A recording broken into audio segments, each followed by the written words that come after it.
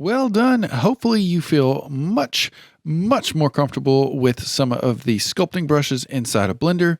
My challenge for you is to take your Suzanne and sculpt as many details as you can with all the brushes. Just try any of the brushes you want and, maybe try and use as many brushes as you can for one design. You can also try to maybe turn it into a ring or maybe something, for your home or just something to sculpt and 3D print to kind of show off some of these skills you learned. So I'll put this project down below if you want to kind of look and reverse engineer it.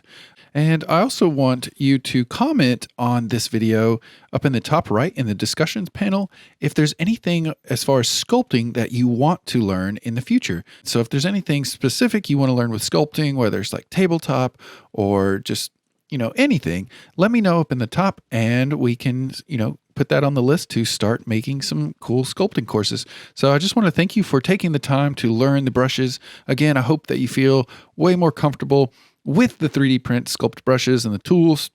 And I can't wait to see what you sculpt. When you are finished, feel free to send a screenshot of your sculpted Suzanne or maybe a 3D print of something. Or if you don't want to, maybe you're tired of Suzanne and you want to start with something else, you can just start with a cube or a ball or a box or anything like that to start sculpting. So yeah, that is the sculpting basics, brushes and tools, and we'll see you in the next course.